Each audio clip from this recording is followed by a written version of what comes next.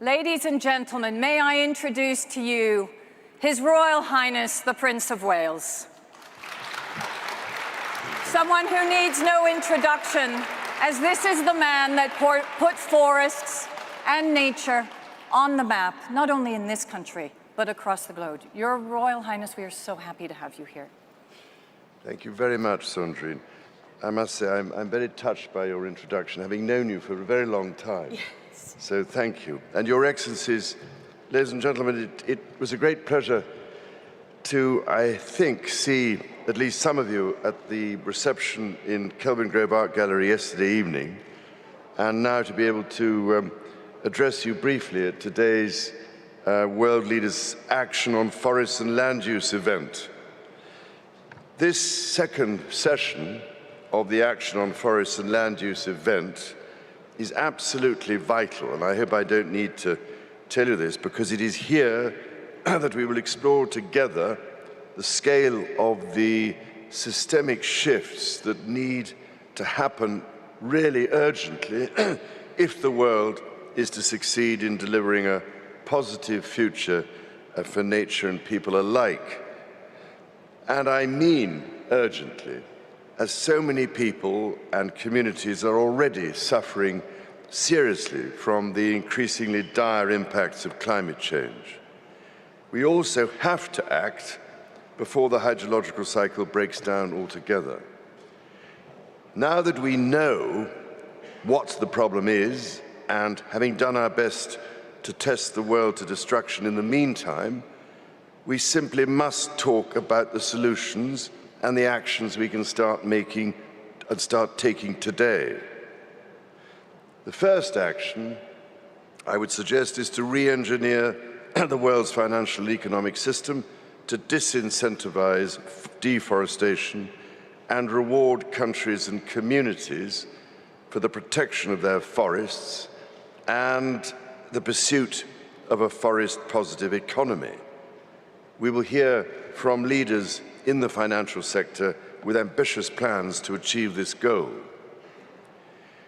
After all, if we are to restore the critical balance between people and planet, we need to protect, restore, and invest in nature. Investment in natural capital, including fostering more species-rich systems rather than sterile monocultures, can support productive and resilient agriculture, forestry, and aquaculture, while avoiding the pitfalls of climate change, land degradation, resource depletion, pollution, and insect decline. Here, the 30 by 30 biodiversity target is truly critical. To support that objective, I helped to establish something called the Natural Capital Investment Alliance as part of my Sustainable Markets Initiative in order to help develop natural capital as an investment theme and as a means of mobilizing the world's financing and investment communities. But I believe you'll be discussing the details behind the NCIA after I have left here. The second action the world needs as a real matter of priority and justice is to safeguard and honor the rights of indigenous peoples and local communities who depend on the forests for their lives and livelihoods, and who are themselves wise and experienced custodians. In fact, I'm wearing what I've been given earlier when I met them, and this one comes from Ecuador. The virtuous circle of nature is something the world's indigenous peoples hold sacred and understand only too well, and is why we should listen to and learn from their profound intuitive wisdom. By contrast, we seem to have lost that vital sixth sense which should have prevented us from abusing nature in the first place. Today, though, we will hear from forest leaders and donors committed to fulfilling this promise. We thank those leaders for their bravery, their courage, and their commitment to protect their forests and the rich biodiversity that exists within them, despite all the dangers and obstacles placed in their way. The third important action we need to take is the implementation of an accelerated and serious global shift in how we produce and consume goods, decoupling this production and consumption from further loss of forests and other vital ecosystems. I'm therefore delighted we will be joined by leaders committed to shifting to new and more sustainable practices in this area. There is every hope that we can build a more circular, resilient economy, which is better for people as well as for the forests on which we all depend. After all, nature is estimated to contribute some $125 trillion to the global economy annually, if you can ever actually put a real value on it.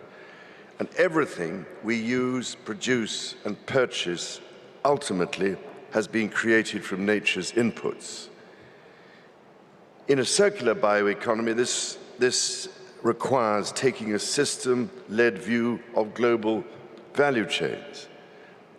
The shift to renewable bio-based solutions is therefore an opportunity to rethink industries so that they become nature positive and climate neutral, while providing new jobs and more inclusive prosperity. All these measures would shift our economy onto a more sustainable trajectory. And there are now signs that there is, at last, growing interest in investing in these solutions across both public and private sectors.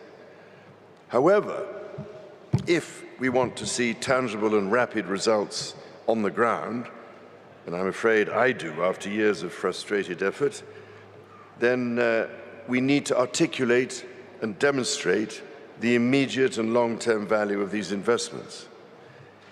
This is why I established the Circular Bioeconomy Alliance last year to connect the dots between investors and local communities in order to create regenerative and inclusive landscapes and sustainable value chains that work for nature and people. Frankly, we have all had enough talking, so we need to put our words and commitments into practice. This is why, while I speak, the Circular Bioeconomy Alliance is working with local communities in 4 continents to restore thousands of hectares in more than 10 countries to deliver practical solutions through initially what we are calling living laboratories. By doing so, we will, I hope, inspire an entire generation of humanity who will be equipped to make the changes we so desperately need. Your Excellencies, ladies and gentlemen, and I cannot believe how many times I have ended speeches like this all over the world during the past 40 years and to no avail, but I can only pray that this time this session will provide us with a real sense of the seriously urgent systemic shifts that need to happen to deliver on our vision. And I urge you all to take forward the work we discussed today with implacable resolve and determination to make things happen on the ground. Thank you, Elizabeth. Thank you so much.